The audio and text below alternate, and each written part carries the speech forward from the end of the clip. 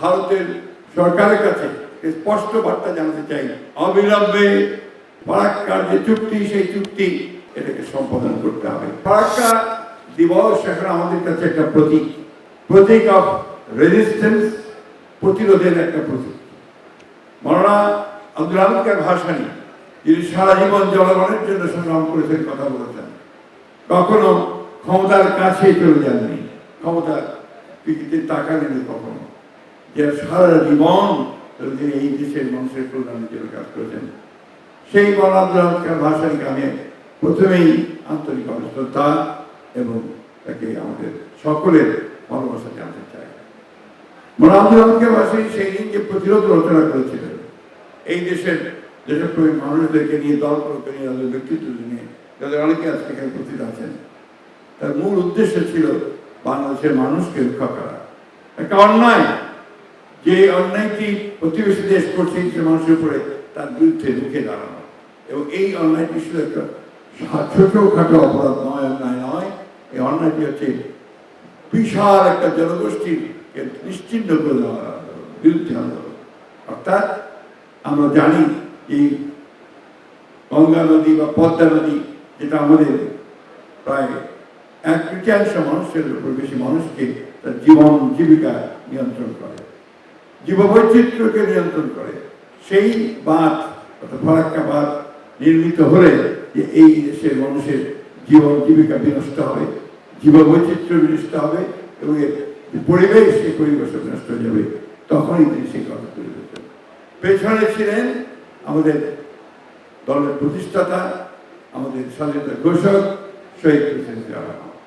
শহীদ president Zia Rahman সেদিন সম্ভবভাবে উপলব্ধি করেছিলেন যে জনগণকে সঙ্গে নিয়ে যদি একটা শক্তি পৃথিবীকে দেখানো যায়, তারপরে যদি সেটা আন্তর্জাতিক অঙ্গনে তুলে ধরেন, তবে সে অনেক বেশি একটা শক্তিশালী হবে।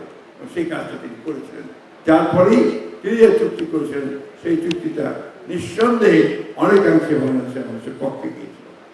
কিন্তু দুর্ভাগ্য আমাদের যে যখন এই চুক্তিটি প্রথম হয়, অর্থাৎ 1973 সালে শেখ মুজিবুর রহমান যখন প্রধানমন্ত্রী, তিনি যখন এই চুক্তি অর্থাৎ ফারাক্কার পানি আসার জন্য অনুমতি দেন, বাঁধ চালু করার অনুমতি দেন, তখন থেকে কিন্তু এই দেশের সর্বনাশটা শুরু হয়। আজকে তারপর অনেকবার কষ্টের চেষ্টা হয়েছে, শহীদ প্রেসিডেন্ট জিয়া রহমান চুক্তি করেছেন, পরবর্তীকালে আমাদের দেশের বেগম খালেদা জিয়া চুক্তি করেছেন এবং শেখ হাসিনাকে চুক্তি করেছেন।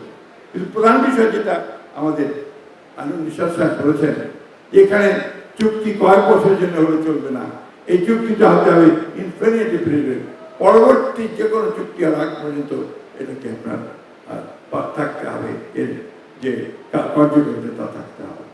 মূল বিষয়টি যেটা, যে কথা আমরা বলতে চাই, বারবার করে বলার চেষ্টা করছি আমরা, যে মানুষ যদি সংগঠিত না হয়, মানুষ যেটা নিজের দাবির জন্য যদি আমরা সংগঠিত না হয়, তাহলে সেই দাবি কখনো আদায় করা যায় না।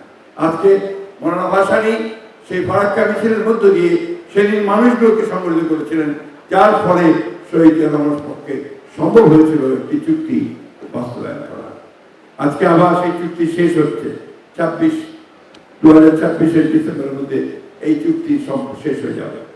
এখন প্রশ্ন এসছে, যে কথা প্রধান বললেন, যে এই চুক্তি যদি এক্সটেনশন না হয় বা পানি আসার ব্যাপারটা যদি নিশ্চিত না হয়, তাহলে আমরা যে কাজটি এই সরকার করতে যাচ্ছেন, আমি ধন্যবাদ জানাই আমাদের প্রধানমন্ত্রী জনাব তারেক রহমান সাহেবকে, যে অত্যন্ত দ্রুততার সঙ্গে তার নির্দেশে আজকে পদ্মা ব্যারেজ অথবা আপনারা যাই বলেন, সেইটা একটা নির্মিত হওয়ার সিদ্ধান্ত ইতিমধ্যে নিয়ে নেওয়া হয়েছে।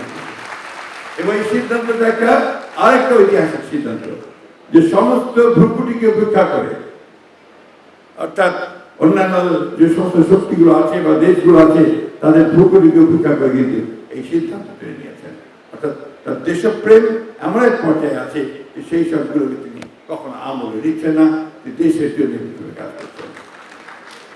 ভারতের সরকারের কাছে স্পষ্ট বার্তা জানাতে চাই এই আলোচনা সভার মধ্য দিয়ে, যে আলাপ আলোচনার মাধ্যমে অবিলম্বে এই ফারাক্কার যে চুক্তি, সেই চুক্তি বাংলাদেশের জনগণের সঙ্গে আলাপ করলে তাদের অভিপ্রায় অনুযায়ী, তাদের প্রচার অনুযায়ী এটাকে সম্পাদন করতে হবে। এটা হচ্ছে খুব পরিষ্কার কথা আমাদের।